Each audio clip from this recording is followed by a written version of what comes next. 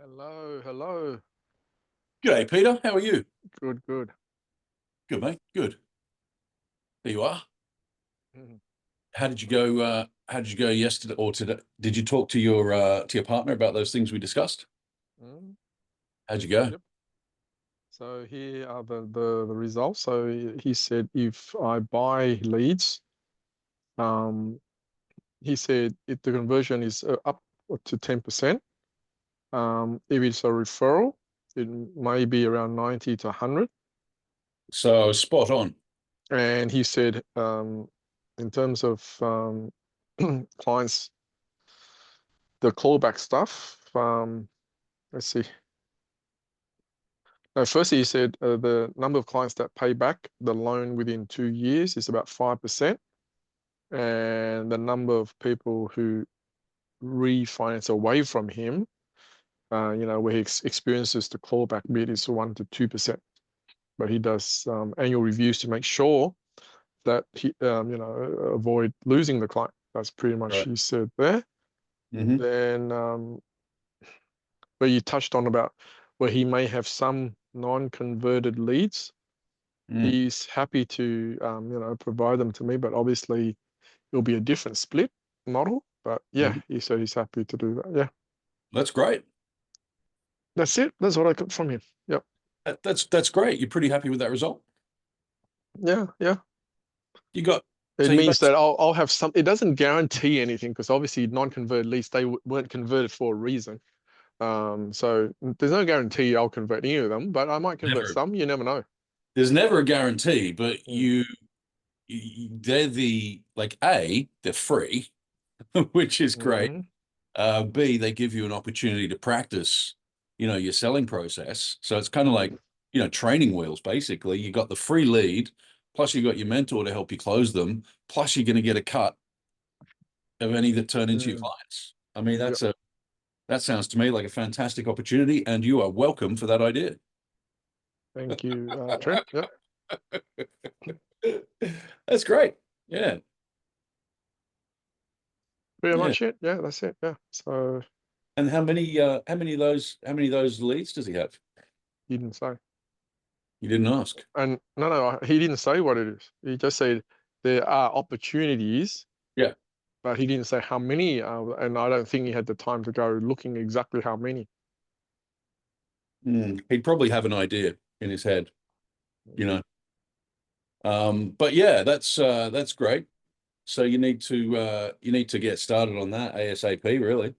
Mm, They're your best they're your best practice at least.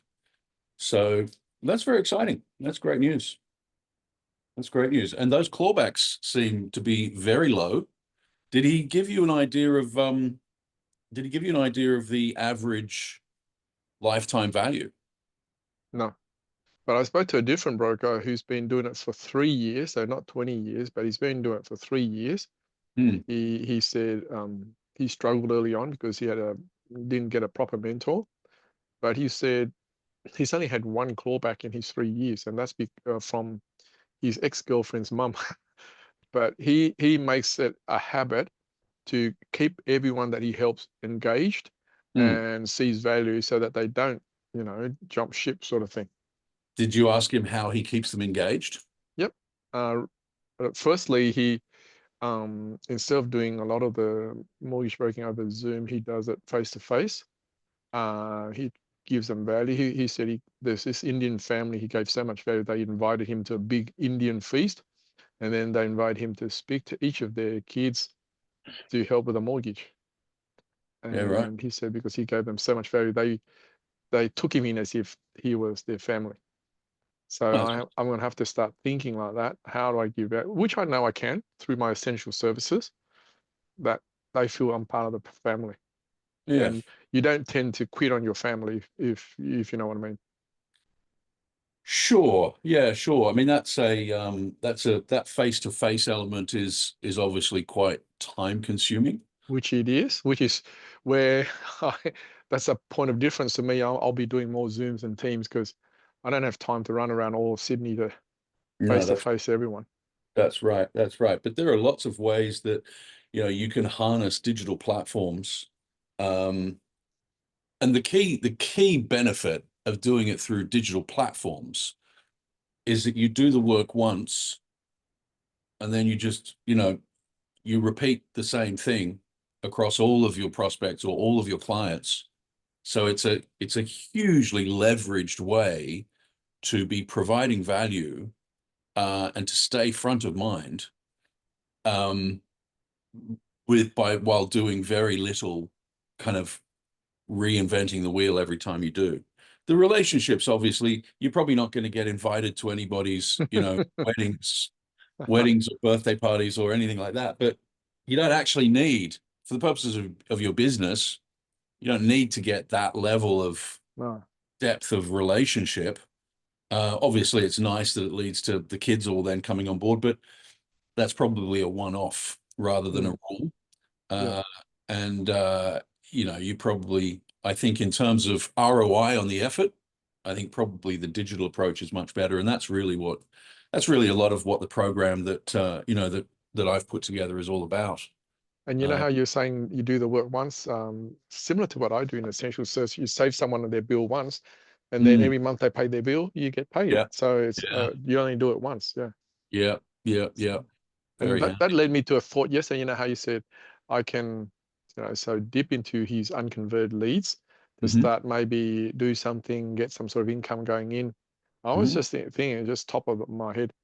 I'm sure you have contacts. If you can refer me to those who I can help save on their bills, and I start getting an income in, so I can start your program earlier. So there's many ways, like what you suggested yesterday, that I can build an income. So I can dip into this mentor's unconverted leads, and if you, refer me to those who has a lot of services I can help, yep, I can definitely see potential there as well. Yeah. Yeah, nice, nice. I probably won't take you up on that. What I do Okay. is I offer the help in the way that I do. And if you see value, then by all means jump on board.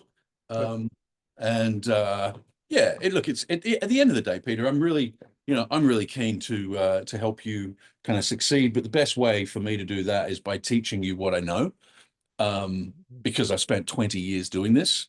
And the things that I know, as I think we've seen by yesterday's result, can be really helpful to people and help make money. Um, but look, I think really the best way to do that is probably for me to start to share with you some of the frameworks that I've put together. I mean, that's what this sort of process is supposed to be about, really. Um, so I think what I'll do is I'll have a think uh, about. I mean, I think we talked about your niches a couple of days ago, and you Yes. were talking about the miners, and you were talking about the medical, And maybe uh, teachers even, yeah.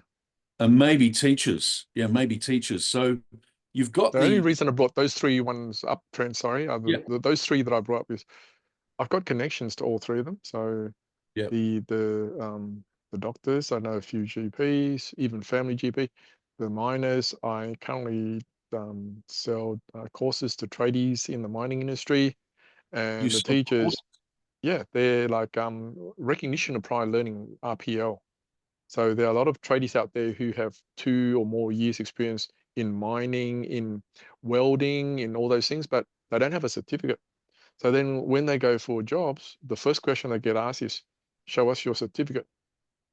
So Yeah, in order to have, whether it be career progression or a validation of their skills, they do RPL, which is a government initiative that's been around since 2016, is to help tradies get their certificate quicker through leveraging off the experience as opposed to having to sit in the classroom. that's interesting. How is it that you sell that?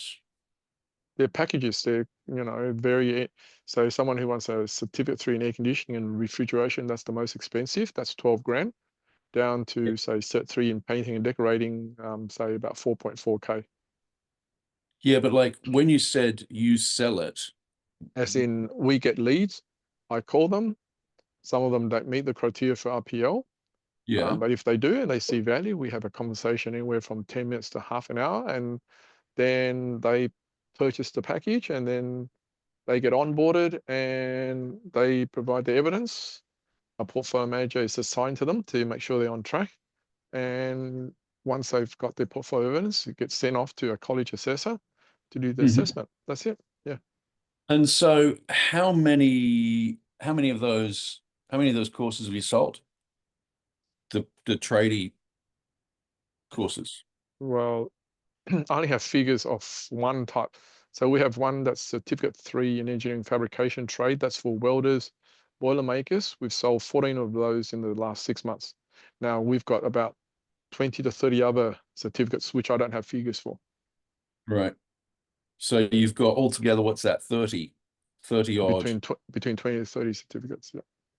And so you've got existing relationships with those. Not existing. They just filled out a Facebook ad, and this is me working for a company. This is not my one. So the company put up these Facebook ads.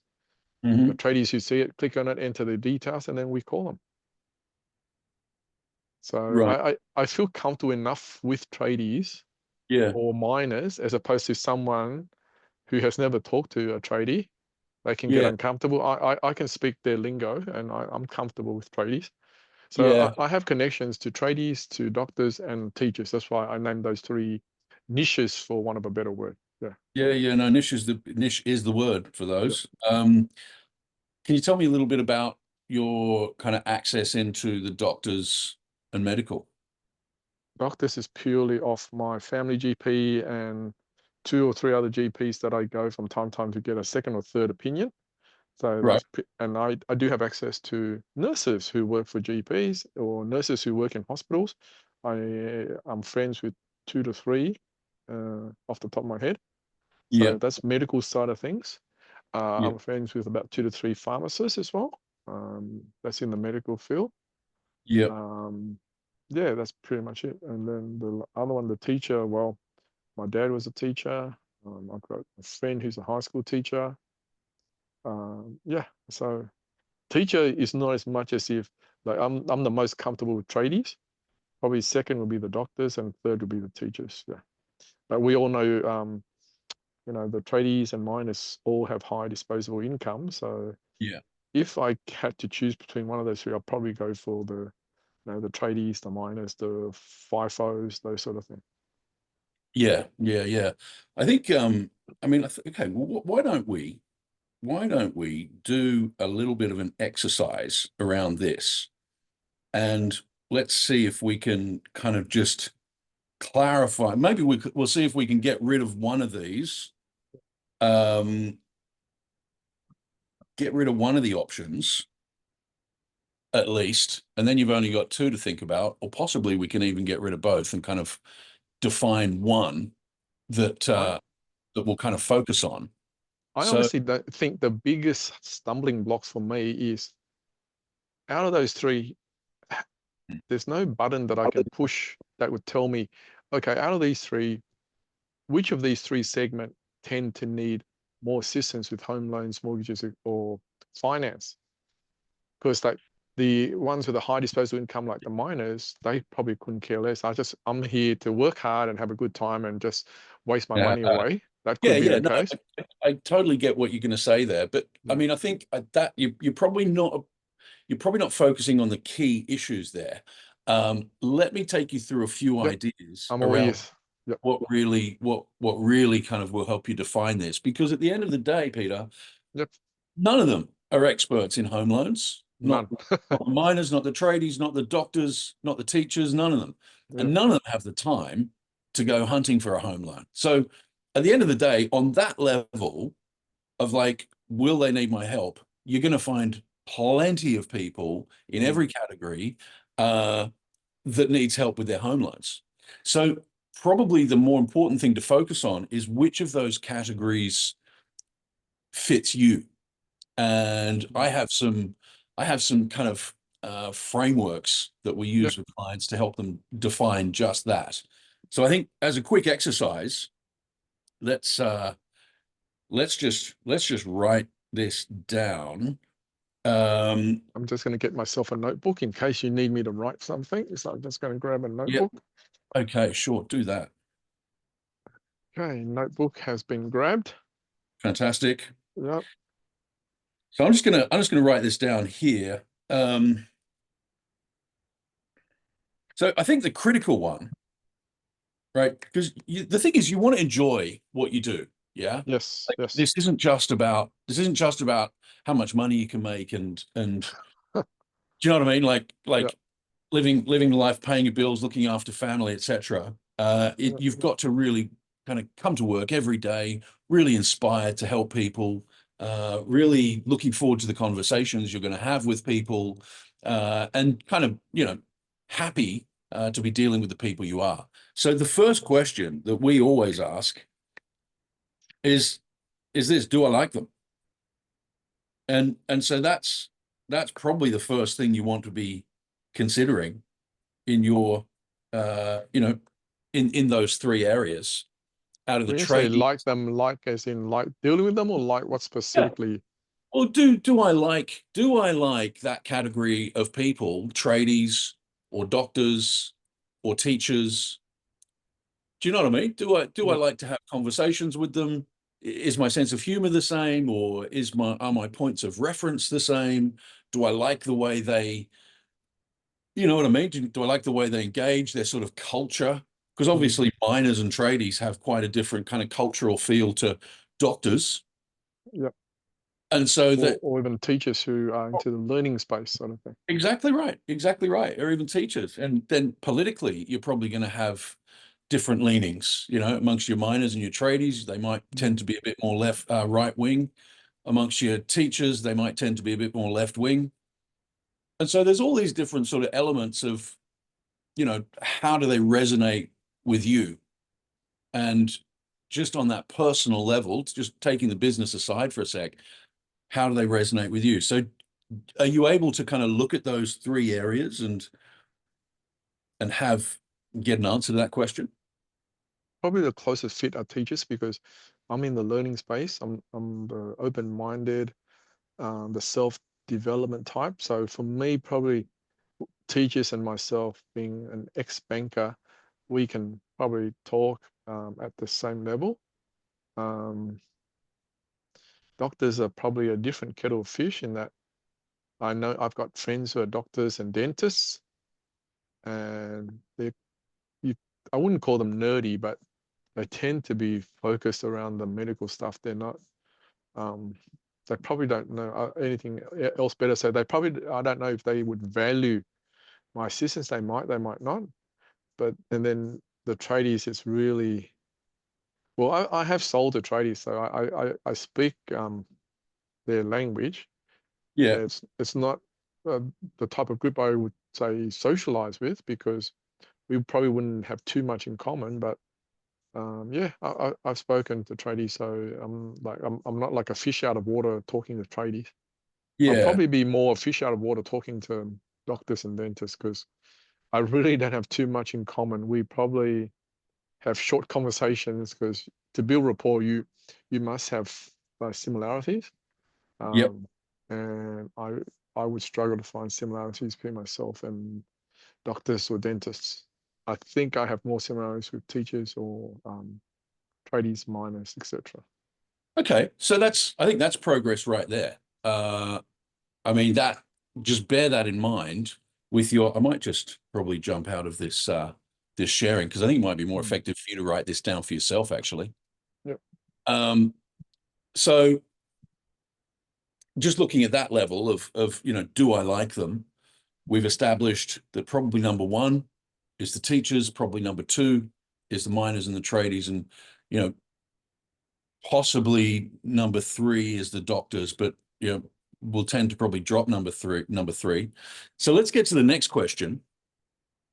And the next question is, can I help them? And so when we look at those first two, the teachers and the And the doctors, do you teachers feel, and traders, the teachers and tradies, you sorry, mean? teachers and tradies rather, teachers and tradies, do you feel like you're qualified to, do you feel like you're qualified to help like both of those categories I would equally? say I'm qualified more with the tradies than purely because I've been selling them. So I'm because my title is what's called education advisor. So I have to at least know the basics to come across to a system to get their trade certifications. So I feel I'm more knowledgeable in that space than say a teacher. Because let's say a maths teacher, I can talk with because I love maths. I did 4 unit maths in high school. I did Oh, well. Westpac. I did Westpac mathematics competition. So Oh, yeah, wow. I'm into maths, and I did um got in the high 90s for maths at HSC. So yeah, I mean I can talk them, but then if we're talking outside of maths, we might have a problem.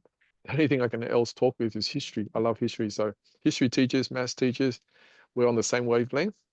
Mm. Um, Other than that, the others I don't know if I have much in common. But Hang on. definitely tradies I can. So now we're talking here about can I help them? Yeah. Yep. But to Um, help them, you've got to have that rapport going first, because okay, so I'm just gonna clarify. yep. I feel like what you're talking about there is very valid, right? It's really important. Um, but I feel like that comes under the first question of do I like them? Hmm. That rapport issue, is there rapport there? Do I feel like I can converse and connect? Will the conversation flow?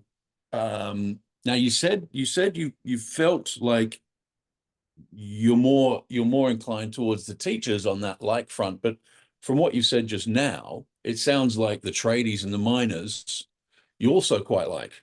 So on that rapport Well, level, and you can talk. currently I do talk to tradies every day I mean, that's in my sales role, whereas I don't that's talk to what I thought. teachers every day. That's what I thought. I was immediately thinking about, your connection through the essential services. Um, I mean, not only have you got, X number of months, I think almost a year, uh, of, or maybe a bit over a year altogether, 14 months, 14 months. 14 months, of the essential services experience. And so you've got a whole bunch of, and presumably you've got like a database of tradies that you've spoken to from essential services. Is that right? The answer's no. Funny enough, Oh, okay. essential services are mainly people around my area, that sort of Okay. thing. Tradies you find more in WA, some parts of Queensland, that sort of thing. Whereas I'm Uh, in New South Wales, so yeah. Fair enough. Fair enough. Okay. So we don't have that, but like, I think, yeah, it sounds to me like you'd have quite a lot of experience kind of talking and dealing and building rapport with the tradies as well. So that's good to know. I'm going to come back to this document, Mm. just so that I can keep track of what your situation is. So I think let's put that answer that you just gave. Let's put that back in the do I like them category. Let me clarify on the can I help them question. Yep. So this is really more about your area of expertise, and it's understanding what are the specific challenges that teachers are going to face in applying for their mortgages Mm. versus what are the specific challenges that tradies might face. So, for example, teachers are probably likely to have a full time job, that might not be as well paid, as some full-time roles. But so they've got that security there, but they may not have quite the level of kind of spending power. Versus tradies might be often self-employed, possibly, yeah, self-employed, own their own business. So they don't have the full time necessarily, but they might have, more earning potential, earning capacity. And they're just like two ideas, but they're if we drilled into those, we could identify a list of kind of different criteria. So the question here of can I help them is really about, you know, does your expertise in mortgages, and given that you don't have a lot of experience, it's probably, we're probably going to be looking at your expertise beyond mortgages. So bringing in essential services, bringing in your past career, roles. Mm. Can you draw upon on that history that you have, a rich history of career work, to say yes, I can help teachers, or yes, I can help, tradies, or yeah, I can help both. I can only draw on past experience because I've sold to tradies, um, to talk about what I can do and what I've done to help tradies. I haven't helped any teachers in the past. Yeah. I only been taught by teachers, haven't really helped any. Yeah. I do have a teacher, a high school teacher who does what I do in essential services. So if they need any validation, I can introduce whoever it is to that person, and he's happy to have a chat with them. Yeah. So from that aspect, yeah, I would say I can put forward how I can be of value to tradies better than teachers. Yeah. I mean, that's the question here is, can you help them? If a teacher comes to you and says, Peter, I want to get a mortgage, can you help me? Like, I want to get a mortgage that's great for teachers. The only problem I just thought brought up in my mind, Trent, is a lot of teachers have access to, I don't know what's that. This is some mortgage place teachers fund or teachers this or teachers that, Yeah. specifically for teachers. That gives them discounted home loans and all that, but it's done for miners or tradies or Mm. fly in, fly outs that I'm Mm. aware of. Yeah. So that's a really good point. And that's the case in a range of careers. Mm, For example, military and veterans, yep. uh, and various others. So the question is, like, if you were going to follow the teacher's route, Mm. you'd need to become an expert in that fund, in that system. And compete against what they get offered being a teacher. Yeah. I mean, pardon, did you say like compete like against? compete, because like, so I know of the place, the name doesn't come up yet, but Mm. where they offer teachers discounted home loans, Yeah. discounted Yeah, but you're a mortgage health broker. care. Yeah. Yeah. So you're a mortgage broker. So that whoever offers that discount for teachers, that would probably be your go-to provider in most cases, and you'd probably develop a really good relationship with that body. Only problem is if that is not on my lender panel, I can't help.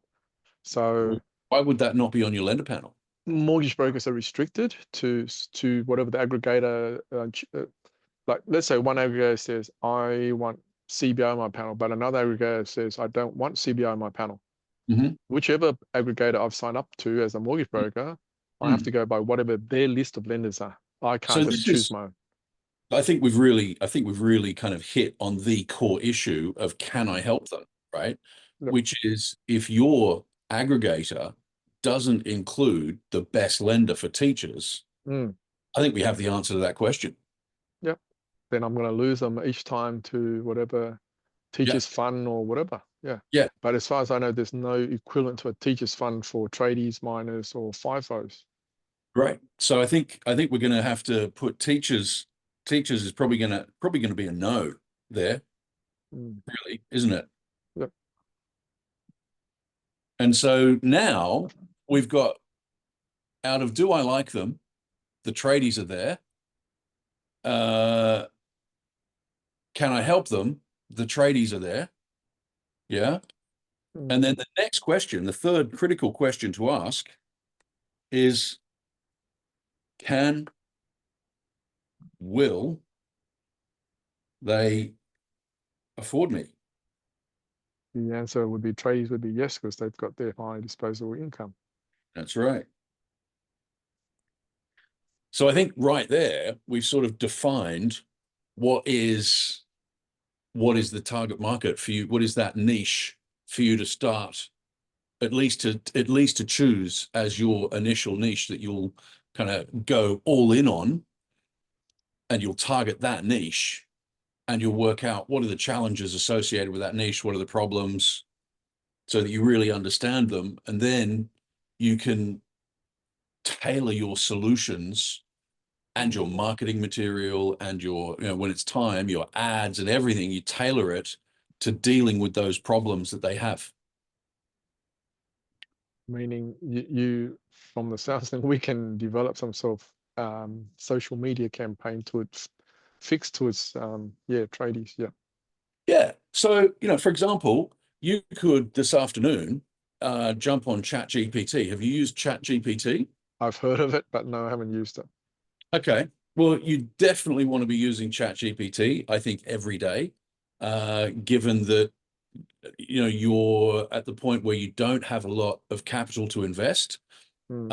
um, at this stage, and so you want to develop things yourself rather than engage other teams to do it for you. ChatGPT will be a hugely valuable resource.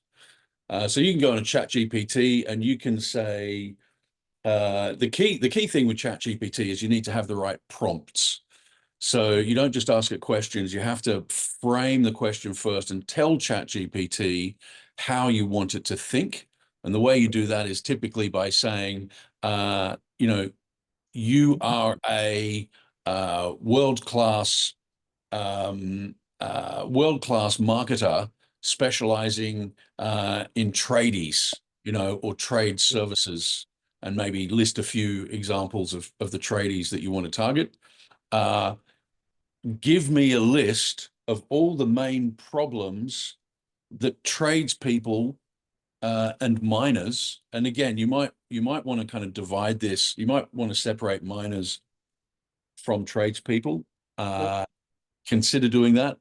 But for now, just keep it together if you like, or just focus on the tradies. I'd focus on the tradies for now because it's a much bigger market, Mm.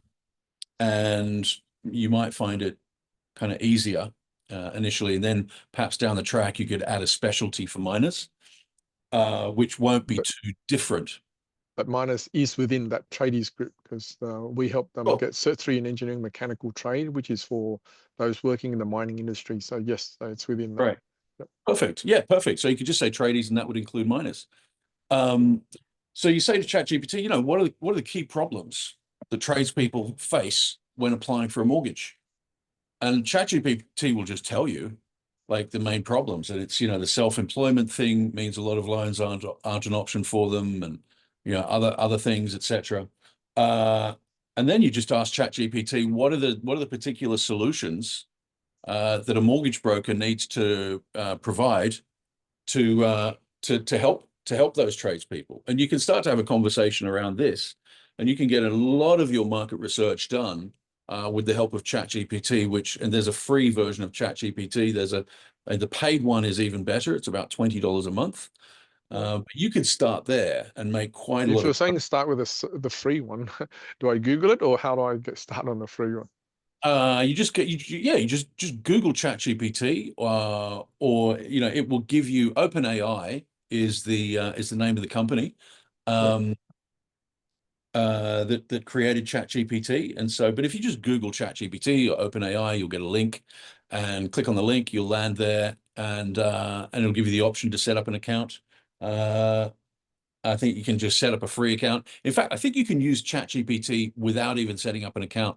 I think there's a box in there that you can just type straight into, and you'll start getting results even without the account. Mm. Yep. Mm. Yeah, That's yeah. So I think that's probably what you want to begin with. So look, I think we've answered those three key questions, and I think we've settled on the right niche for you to start with. Do you feel like that's the case?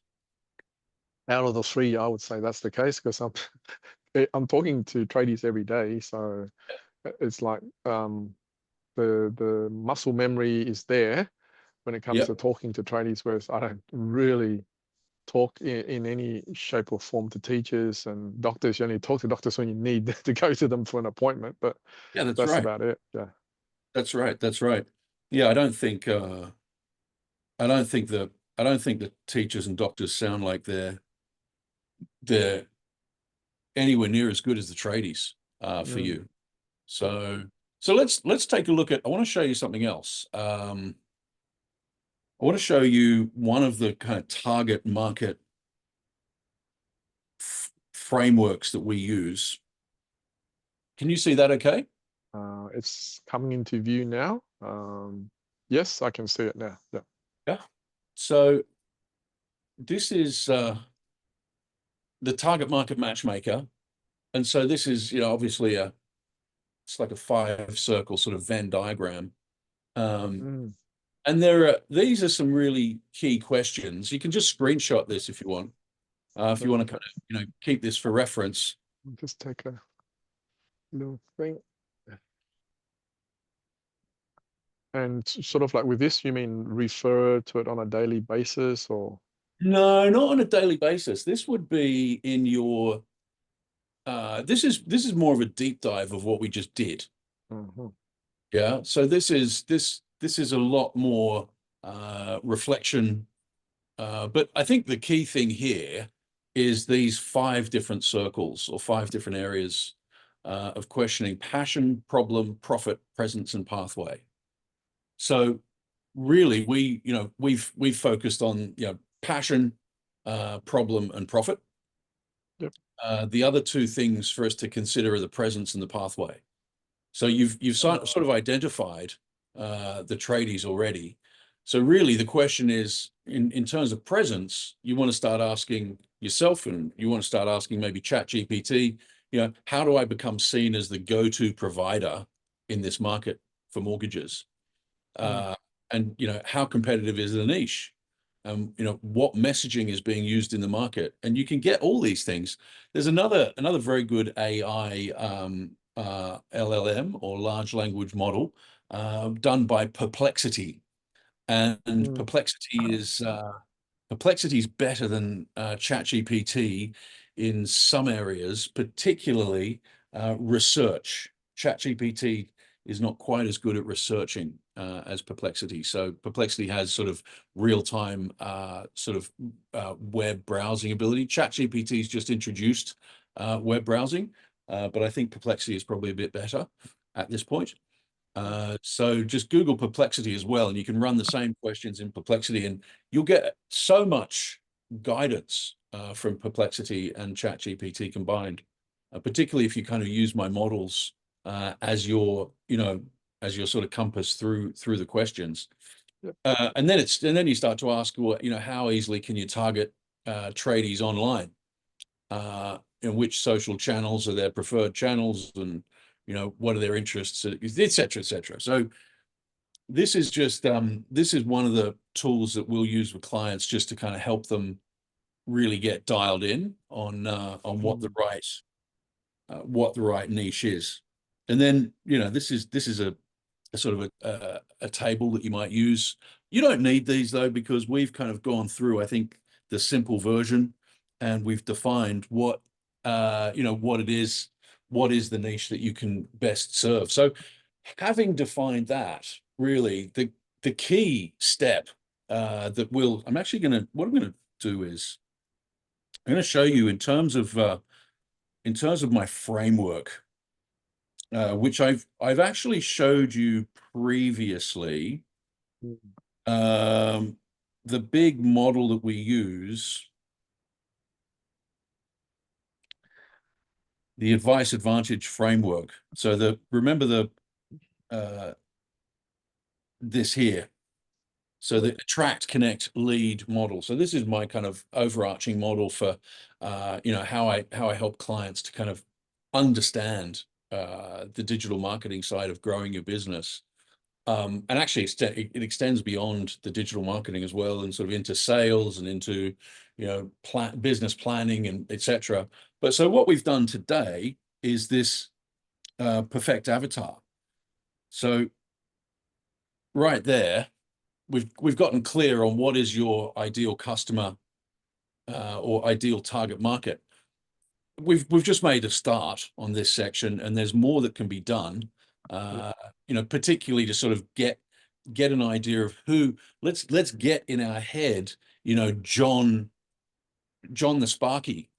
Do you know what I mean? Or John the Mm. Chippy, and really kind of flesh out a character in your imagination, probably based on an amalgamation of the tradies that you've dealt with, and just think about one perfect client that is your perfect avatar. What is it? And then you go back to the questions we were just looking at. What is, where is he online? What are his interests? How old is he? What kind of car does he drive? What is his business like?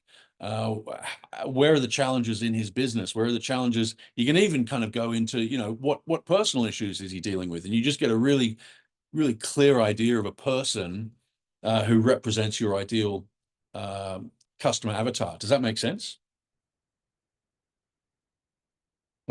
he's gone.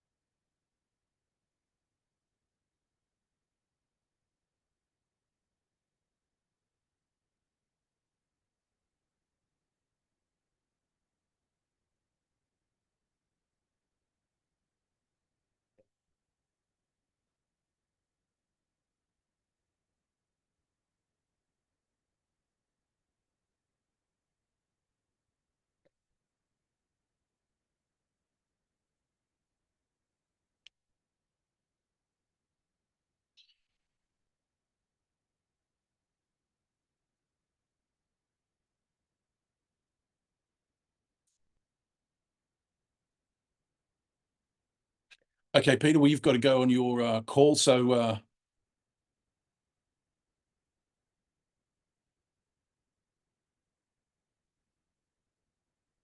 okay, so I guess that call dropped. So hopefully that was helpful. Sure, we'll see Peter tomorrow to explore alchemizing the offer.